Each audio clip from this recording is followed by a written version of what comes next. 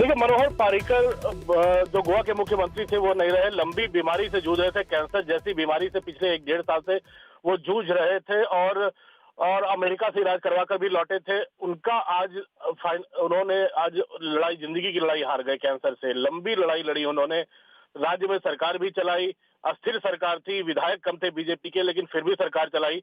गोवा के लिए एक बीजेपी के लिए एक बहुत बड़ा नुकसान है ये।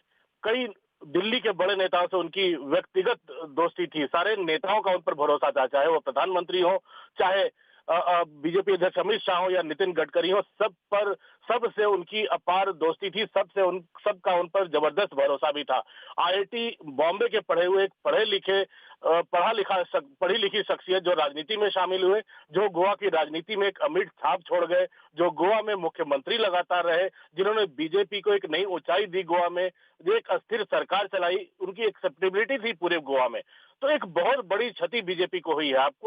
मैं आपको बता दूं, बीजेपी के लिए क्षति की भरपाई करने में काफी लंबा अरसा लगेगा, क्योंकि बतौर बतौर रक्षा मंत्री भी केंद्र में, आपको याद होगा जब नरेंद्र मोदी की सरकार बनी, प्रधानमंत्री बने, तो मनोहर पर्रिकर को गोवा से विशेष रूप से रात को बुलाया गया था। प्रधानमंत्री ने उनसे घंटों बात की थी, संघ ने भी कहा था, तब जाकर उन्होंने गोवा छोड़कर दिल्ली आने को तैयार हुए थे।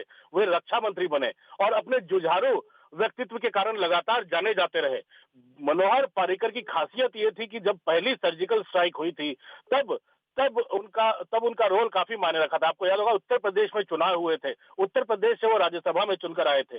मनोहर पर्रिकर की सबसे बड़ी खासियत यही थी कि मनोहर पर्रिकर को उस समय इस्तेमाल किया गया। मनोहर पर्रिकर ने उस समय जमकर सर्जिकल स्ट्राइक के ऊपर देश भर में भाषण दिए थे। तो जाहिर तौर पर एक अपूरणीय क्षति है बीजेपी के लिए भी और देश के लिए भी, एक जुझारू नेता और एक उदाहरण है जो कैंसर से लड़ाई के बाद भी लगातार लगातार लड़ाई लड़ता रहा और राजनीति भी करता रहा।